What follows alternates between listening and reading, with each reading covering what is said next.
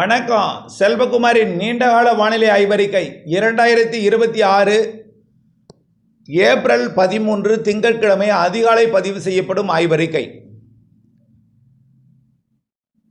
அதிகாரப்பூர்வ வானிலை அறிக்கைக்கும் இந்திய வானிலை ஆராய்ச்சித்துறை அறிக்கையை பார்க்கவும். இது நீண்டகால வானிலை அறிக்கை. நீண்டகால வானிலை ஆய்வறிக்கையை சமர்ப்பிப்பதற்கு முன்பு வானிலை அமைப்பை பார்ப்போம். முதல்ல கடல் நீரோட்டத்தை பார்ப்போம். கடல் நீரோட்டத்தை பாருங்கள். நிலநடுக்கோட்டு இந்திய பெருங்கடல் மற்றும் பசிபிக் பெருங்கடல், இது ரெண்டையும் முதல்ல பார்ப்போம். நீரோட்டத்தை பொறுத்த வரைக்கும் கடந்த மாதம், அதாவது நடுநிலை ஐஓடியை கொடுக்கும் வகையில் சரிசமமான ஒரு நீரோட்டம் இருந்தது. அதாவது அரபிக்கடலுக்கு தெற்கையும் ஒரு வலுவான, அதே அரபிக்கடலுக்கு தெற்கையும் வங்கக்கடலுக்கு தெற்கையும் நிலநடுக்கோட்டு இந்திய பெருங்கடல் ஒட்டுமொத்தத்திலையும் வலுவான நீரோட்டம் இருந்துச்சு.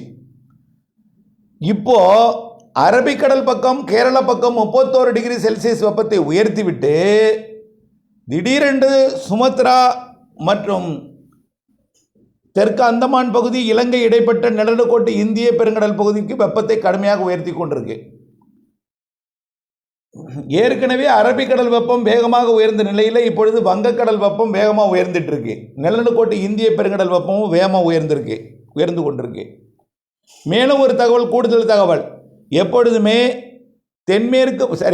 வடகிழக்கு பருவமழை நிறைவடைந்ததும் சூரியன் குத்துக்கதிர் தெற்கே போனதும் தென்னரை கோளத்தில் நிகழ்வுகள் உருவாகி மடகாஸ்கர் மற்றும் மொரீஷியஸ் ஆப்பிரிக்க பகுதியை நோக்கியும், அப்படியே அதாவது ரீயூனியன், மொரீஷியஸ் மற்றும் அப்படியே நிலநடுக்கோட்டுக்கு தெற்கே உள்ள இந்திய பெருங்கடலில் வலுவான நிகழ்வுகள் உருவாகும். சூப்பர் புயல்லாம் உருவாகும். இந்த வருடம் உருவாகவே இல்லை. சின்ன சின்ன காற்றழுத்த தாழ்வு நிலை மண்டலங்கள் உருவாகி மடகாஸ்கர் மற்றும் ஆப்பிரிக்க பகுதிக்கும் மொரீஷியஸ் ரீயூனியன் பகுதிக்கும் மழைப்பிடிப்பை கொடுத்ததை தவிர பெரிய புயல்கள் உருவாகலை. அதனால் இப்போ என்ன ஆச்சுன்னா, நிலநடுக்கோட்டுக்கு தெற்கேயும் வெப்பம் உயர்ந்திருக்கு. நிலநடுக்கோட்டு தெற்கு தென்னரைக்கோள இந்திய பெருங்கடல், அது இந்திய பெருங்கடலோட தெற்கு பகுதி மற்றும் நிலநடுக்கோட்டு பகுதியிலையும் வெப்பம் உயர்ந்திருக்கு. ஒட்டுமொத்த அரபிக்கடல் வங்கக்கடலும் வெப்பம் உயர்ந்திருக்கு. இதனால் பருவமழை மிக சாதகமாக தான் தெரியுது. இப்போது பசிபிக் பெருங்கடலுக்கு போவோம். பசிபிக் பெருங்கடல் வெப்பத்தை பாருங்கள், படத்தில் எல்லாமே காட்டியிருக்கோம். நீரோட்டம் முதல்ல பசிபிக் பெருங்கடலில் பிலிப்பைன்ஸ் மற்றும் அதனை ஒட்டியுள்ள பசிபிக் பெருங்கடல், அதாவது பிலிப்பைன்ஸிற்கு கிழக்கே உள்ள பசிபிக் பெருங்கடல் வெப்பம் கடுமையாக உயர்த்தும் வகையில் நீரோட்டம் வலுவாக சுழல்வதை பார்க்கணும். அமெரிக்க பகுதியிலிருந்து பசிபிக் பெருங்கடல் வெப்பம் ஆசிய பகுதிக்கு கடத்தி கொண்டு வருகிறது. இந்த வெப்பம் ஜப்பான் வரைக்கும் கொண்டு போய் உயர்த்துது. தாய்வான், சைனா மற்றும் அப்படியே உள்ள தென்சீன கடற்பகுதிக்கும், வியட்நாம், லாவோஸ், தாய்லாந்து போன்ற பகுதிகளுக்கும் வெப்பத்தை உயர்த்தும் வகையில் தென்சீன கடல், தாய்லாந்து வளைகுடா பகுதிக்கும் வெப்பத்தை உயர்த்தி கொண்டிருக்கு. பசிபிக் பெருங்கடலில் பிலிப்பைன்ஸுக்கு கிழக்கு புறம் கடுமையாக வெப்பம் உயர்கிறது. ஆசியாவை ஒட்டியுள்ள பசிபிக் பெருங்கடல் வெப்பத்தை போலவே சற்று கிழக்கு புறம் மத்திய பசிபிக் பெருங்கடல் வரைக்கும் வெப்பம் உயருது. அமெரிக்க பக்கத்தில் உயரக்கூடிய வெப்பத்தை ஆசிய பக்கம் கடத்தி வந்தாலும், அமெரிக்க பக்கமும் வெப்பம் உயர்ந்தாலும் ஆசிய பக்கம் அதை விட கூடுதலாக உயர்ந்து கொண்டிருக்கு. இதிலிருந்து நாம் என்ன தெரியுது? வெப்பம் அமெரிக்க பக்கம் உயர்ந்தாலும் ஆசியா பக்கம் அதை விட கூடுதல் வெப்பம் உயர்கிற காரணத்தினாலே தொடரும் லானினா, எல்னினோலாம் இப்போ எல்லாம் கிடையாது. அப்படியே வந்தாலும் நடுநிலையாக தான் இருக்கும் இந்த வருடம் அப்படின்னு சொல்லிட்டு இருக்கோம்.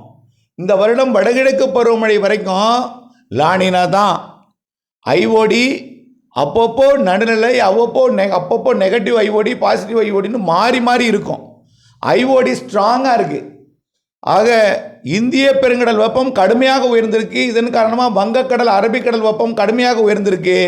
இதன் காரணமாகத்தான் நம்ம ஏற்கனவே சொன்னோம், ஏப்ரல் இறுதியில் வங்கக்கடலில் ஒரு நிகழ்வும், மே மாதம் முதல் 10 தேதிக்குள்ளே அரபிக்கடலில் ஒரு நிகழ்வும் உருவாகும். இது கேரள கடலோரம், மகாராஷ்டிரா வரைக்கும், லட்சத்தீவு அருகே அந்த நிகழ்வு மழைப்பிடிவை கொடுப்பதற்கு சாதகம் இருக்குது. அரபிக்கடல் வலுவான நிகழ்வு. அடுத்தது பார்த்தீங்கன்னா வங்கக்கடல் நிகழ்வு, அது ஆய்வில் இருக்குது. நெருங்கி விலகுமா, விலகியே போகுமான்னு. இருந்தாலும் ரெண்டு பக்கமும் 2 நிகழ்வு இருக்குது. புரியுதுங்களா? கண்டிப்பாக. இப்போது தென்மேற்கு கோடை மழையும் கோடை நிகழ்வும் ஏப்ரல் பிற்பகுதிக்கு பிறகு அதாவது 20 தேதிக்கு பிறகு மழைக்கு வாய்ப்பு இருக்குது சொல்லியிருக்கோம். 22 தேதிக்கு மேலன்னு. மே மாதம் கோடை மழை சிறப்பாக இருக்குது. மே இறுதி வாரம் தென்மேற்கு பருவமழை முன்கூட்டியே தொடங்குவதற்கு வாய்ப்பு இருக்குது. மே இறுதி நாட்களிலே வலுவான நிகழ்வு உருவாகி கேரளாவிற்கு பருவமழையை தொடக்கும். அந்த நிகழ்வு கேரளாவுக்கு கொடுக்காம மகாராஷ்டிரா போயிட்டுனா அடுத்த நிகழ்வு ஜூன் முதல் வாரத்தில் பருவமழையை தொடக்கும் போல வலுவான நிகழ்வு உருவாகும். அரபிக்கடலில் வலுவான நிகழ்விற்கு சாதகம் இருக்குது. நல்லா புரிஞ்சுக்குங்க. வங்கக்கடல் அரபிக்கடல் 2 வெப்பம் உயர்ந்தாலே நீராவி வெளியாவது அதிகமாகும். வங்கக்கடல் வெப்பம் அதிகமானால் இலங்கைக்கு கிழக்கு புறமாகவே அந்த காற்று திசை திரும்பி ஒடிசா நோக்கி போகும். அப்போது கேரளாவிற்கு பருவமழையை கொடுக்காது எப்போதுமே. ஆனால் இப்போது கேரளா பக்கமும் சுமத்ரா முதல் சோமாலியா வரைக்கும் உள்ள நடுக்கோட்டு இந்திய பெருங்கடல் மற்றும் சோமாலியா மற்றும் அதனை ஒட்டி உள்ள ஏடன் வளைகுடா, ஏமன் கடல் பகுதி இங்கெல்லாம் வெப்பம் உயர்ந்திருக்கிற காரணத்தினாலே காற்று நேரடியாக மேற்கு நோக்கி பயணித்து பிறகு அப்படியே பெண்டெடுத்து கேரளா, கர்நாடகா உள்ளிட்ட அரபிக்கடலோர மாநிலங்கள் வழியாக மேற்கு தொடர்ச்சி மலையில் மோதி மழைப்பொழிவை கொடுப்பதற்கும் சாதகம் இருக்குது. குறைவான வெப்பநிலை இருந்தால் தென்மேற்கு பருவமழை, தென்மேற்கு பருவக்காற்று வெப்பத்தை எளிதாக குறைத்துவிடும். ஆனால் இப்பொழுது வெப்பம் மிகுந்திருக்கிற காரணத்தினாலே, சூரியன் குத்துக்கதிர் வந்து விழுந்து கொண்டிருக்கிற காரணத்தினாலே வரக்கூடிய நாட்களிலே அது அரபிக்கடல், வங்கக்கடல் பகுதியில் விட இருக்கிற காரணத்தினால இன்னும் வெப்பம் உயரும் என்பதனால என்னை பொறுத்த வரைக்கும் கடல் வெப்பம் சிறப்பாக இருக்கிறது. கடல் வெப்பத்தால் நீராவி வெளியேற்றம், கடல் நீர் ஆவி வெளியேற்றம் சிறப்பாக இருக்கும். பருவக்காற்றை ஈர்த்து கொண்டு வந்து வங்கக்கடல் வழியாகவும் அரபிக்கடல் வழியாகவும் வட இந்திய நிலப்பகுதிகளுக்கும் கேரளா உள்ளிட்ட அரபிக்கடலோர மாநிலங்களுக்கும் மழைப்பொழிவை கொடுப்பதற்கு சாதகம் இருக்கிறது. நல்ல மழைப்பொழிவு கொடுப்பதற்கு சாதகம் இருக்குது. இப்பொழுது மேட்டூர் அணை தண்ணீர் குறைந்திருந்தாலும் கோடை மழை கை கொடுக்கும் என்று எதிர்பார்க்கப்படுகிறது. மே மாதத்தில் நிகழ்வின் காரணமாக ஜூன்லையும் மழைப்பொழிவை கொடுக்கும். கண்டிப்பாக தாமதம் ஏற்பட்டாலும் பருவமழை ஆகஸ்டுக்குள்ளே சிறப்பான மழைப்பொழிவை கேரளாவுக்கு கொடுப்பதற்கு சாதகம் இருக்குது. என்ன சார், எல்லோரும் மழை பெய்யாது கடுமையான வெயில் வாட்டம் அப்படின்னு சொல்கிறாங்க, நீங்கள் மட்டும் மழை பெய்யுன்னு சொல்கிறீங்கன்னா இதை நான் அப்படியே நம்பிக்கொண்டிருக்கேன்னா உங்களுடைய அதிகாரப்பூர்வ வானிலை எது உங்களுக்கு நம்பிக்கை இருக்கோ அதை பார்த்து பயன்பெற வேண்டும் என்று அன்போடு கேட்டுக்கொள்கிறேன். இது என்னுடைய ஆய்வறிக்கை.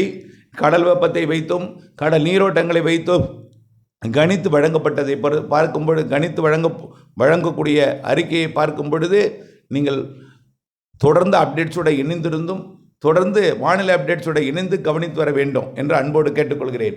ஆனால் எந்தவித பெரிய மாறுதலும் இல்லாது இருந்தாலும் கடல் வெப்பம் நீராவியை அதிகம் வழங்கும். கண்டிப்பாக பருவமழைக்கு சாதகமான வெப்பநிலை தான் நிலநடுக்கோட்டுக்கு தெற்கையும் நிலநடுக்கோட்டிலும் அரபிக்கடலோட தெற்கு பகுதியும் வங்கக்கடலோட தெற்கு பகுதியும் ஒட்டுமொத்த அரபிக்கடல் வங்கக்கடலும் சாதகமாக இருக்கிறது என்பதை தெரியப்படுத்த விரும்புகிறேன். பசிபிக் பெருங்கடலை பொறுத்த வரைக்கும் ஆசிய பக்கம்தான் வெப்பம் உயர்ந்து கொண்டிருக்கு, அதில் எந்த மாற்றமும் இல்லை. அதனால் வலுவான நிகழ்வாக சீனா, Taiwan, Vietnam, Cambodia, Laos, Hong Kong போன்ற பகுதிகளுக்கெல்லாம் வலுவான நிகழ்வு வந்து இந்த வருடம் நிறைய மழைப்பொழிவை, சூப்பர் சைக்ளோன் போன்றவையெல்லாம் பசிபிக் பெருங்கடலில் உருவாகி அந்த ஆசிய நாடுகளோட அதாவது பிலிப்பைன்ஸ் முதல் தாய்லாந்து மற்றும் வியட்நாம், கம்போடியா, லாவோஸ், சீனா, தைவான் வரைக்கும் நிறைய மழைப்பொழிவை கொடுப்பதற்கும் வலுவான நிகழ்வால் நிறைய மழைத்தொரு கொடுக்கும் வாய்ப்பு இருக்குது. அது செப்டம்பர் மாதத்திலிருந்து வங்கக்கடலுக்கும், அக்டோபர், நவம்பர், டிசம்பர்லேருந்து வங்கக்கடலுக்கும் கூடுதலாக வருவதற்கே வாய்ப்பாக இருக்கிறது. ஏற்கனவே வங்கக்கடல் வெப்பம் உயர்ந்திருக்கிறது. இலங்கை அருகேயும் 31 டிகிரி வெப்பம் உயரப்போகிறது, 30 டிகிரியாக இருக்குது. இது தென்மேற்கு பருவமழை காலங்களில் காற்று சுழற்சி உருவாவதற்கும் குறைவான அதாவது அதிக வெப்பம் இருக்கிறதுனால காற்று சுழற்சியினால் மழைப்பொழிவு தென்மேற்கு பருவமழையில் தமிழ்நாட்டுக்கு கொடுப்பதற்கும், அதே நேரத்தில் தொடர்ந்து தென்மேற்கு பருவமழை காலத்தில் தமிழ்நாட்டு கரையோரமாக வலுவான நிகழ்வு வராமல் இருக்கும் என்பதனால் வடகிழக்கு பருவமழை தொடங்கும் வரைக்கும் தமிழ்நாட்டு இலங்கை கரையோரத்தில் இருக்கக்கூடிய வெப்பம் மேலும் உயரும் என்பதனால் நல்லதொரு வடகிழக்கு பருவமழையை கொடுக்கும் என்பதிலும் மாற்றமில்லை. ஆக தென்மேற்கையை விட வடகிழக்கு அதிக மழைப்பொழிவை தரும் என்ற ஆய்வறிக்கை தான் நம்முடைய மனதிலே தென்படுகிறது, கண்ணோட்டமாக தெரிகிறது. கடல் வெப்பம், கடல் நீரோட்டத்தை பார்க்கும் பொழுது இருவேறு பருவமழையும் சிறப்பாக இருக்கும் என்று தான் தெரிகிறது. அதிகாரப்பூர்வ வானிலை அறிக்கைக்கு இந்திய வானிலை ஆராய்ச்சித்துறை அறிக்கையை பார்க்கவும். உங்களுக்கு நம்பிக்கை உள்ள வானிலை அறிக்கையை கேட்டும் அதற்கேற்ற திட்டமிடுதலுக்கும் குற்றம் குறைகளை என்னிடம் கொண்டு வராமல் ஆய்வறிக்கைக்கு ஊக்கம் அளிக்கும் வகையில் உங்களுடைய உரைகள் இருக்க வேண்டும் என்பதையும் தெரியப்படுத்த விரும்புகிறேன். இணைந்தே இருங்கள் அப்டேட்ஸுடன். நன்றி.